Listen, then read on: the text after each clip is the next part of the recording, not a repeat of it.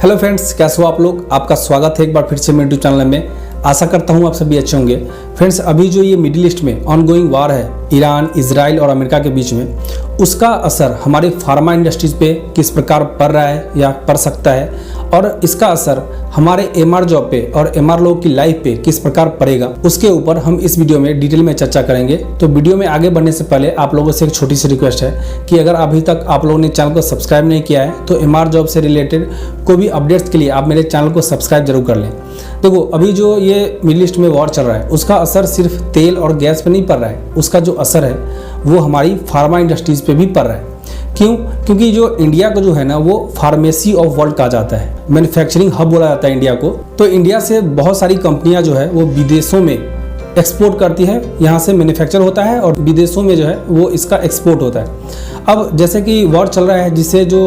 Logistic और जो roots हैं, एयर रूट्स या फिर शिपिंग रूट्स, सब जो है वो प्रभावित है अभी वॉर की वजह से, जिसके वजह से जो एक्सपोर्ट है उस पर बहुत ही बड़ा खतरा है। और इसका जो असर है ना वो हो सकता है कि कंपनियों को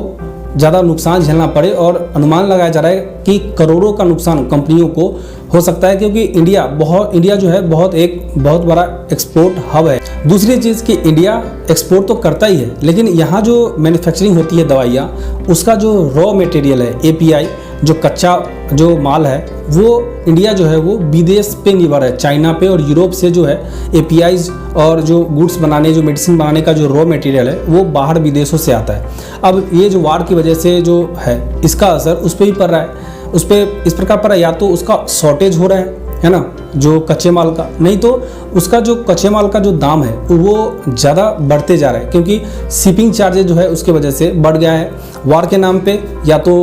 जहाज जो है वो लेट आ रहा है, नहीं तो आ भी रहा है तो उसका जो शिपिंग कॉस्ट है वो ज़्यादा बढ़ रहा है, जिससे जो है ना मैन्युफैक्चरिंग कॉस्ट जो है कंपनियों को, वो उसका लागत जो है वो मैन्युफैक्चरिंग लागत वो बढ़ते जा रहा है, जिससे फार्मा कंपनियों को इसका नुकसान झेलना पड़ सकता है। तीसरा जो असर है वो सीधा आपकी जेब पे पड़ सकता है, क्योंकि कच्चे माल के दाम बढ़ रहे हैं तो कंपनियां दवाई का भी रेट बढ़ाएगी, जिससे सीधा असर जो है आपकी जेब पे पड़ेगा, दवाइयाँ महंगी होंगी। लेकिन इंडिया में जो है वो एक अच्छी चीज़ ये है कि इंडिया में हमारे यहाँ जो जरूरी की मेडिसिन है उस पर जो है ना कंपनियां अचानक से दवाई का रेट जो है वो बढ़ा नहीं सकती है। हमारे इंडिया में एक अथॉरिटी है जिसको बोलते हैं NPPA, national pharmaceutical pricing authority, जिसकी वजह से कंपनियां आवश्यक जो मेडिसिन है उसके ऊपर अपने मन से दवाई जो है एकदम से रेट उसको नहीं बढ़ा सकती है, जिसका असर कंपनी के प्रॉफिट मार्जिन पे हो सकता है, ऐसा अनुमान लगाया जा रहा है। अब मिडिल ईस्ट में जो वॉर चल रहा है, ऑनगोइंग वॉर, उसका एमआर के जॉब पे क्या असर होगा उसके बारे में हम लोग जानते हैं। देखो, मिडिल ईस्ट में जो वॉर चल रहा है उसके वजह से तेल का, पेट्रोल का जो रेट है वो बढ़ रहा है। अब इसकी वजह से क्या है, एमआर जो है वो मोटरसाइकिल से काम करते हैं, अब मोटरसाइकिल में पेट्रोल डला के ही काम करेंगे,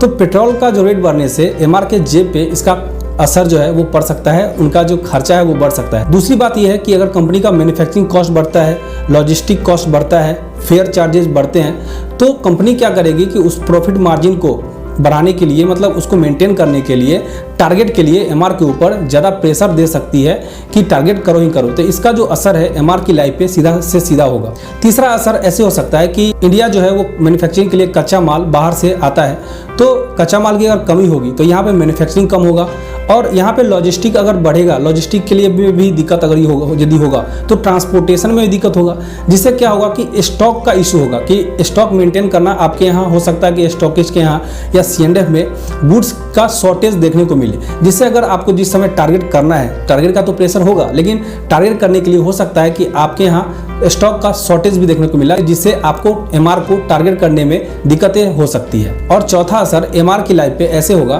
कि जैसे कोई डॉक्टर आपका प्रोडक्ट लिख रहे हैं, लेकिन शॉर्टेज की वजह से वो प्रोडक्ट अवेलेबल नहीं है, तो अगर डॉक्टर उस प्रोडक्ट को छोड़ करके, आपका प्रोडक्ट छोड़ के किसी और प्रोडक्ट में शिफ्ट हो जाते हैं, तो आपको पता है कि डॉक्टर से प्रोडक्ट लिखवाना कितना मुश्किल है, और एक बार डॉक्टर अगर किसी प्रोडक्ट में शिफ्ट हो जाते हैं दूसरे प्रोडक्ट में, तो फिर से दोबारा उसको शुरू कराना, डॉक्टर को याद दिलाना, वो कितना मुश्किल काम होता है। तो इससे भी एमआर की जो लाइफ है, लाइफ पे इसका सीधा असर पड़ेगा। अगर आप एक एमआर हैं तो अभी जो यूज चल रहा है उसका आपकी कंपनी में क्या असर पड़ रहा है, या फिर आपकी लाइफ पे क्या असर पड़ रहा है, आप अपनी जो दिक्कत है वो कॉमेंट बॉक्स में अपनी जो दिक्कतें हैं वो शेयर कर सकते हो। तब तक के लिए इतना ही। जय हिंद, जय भारत।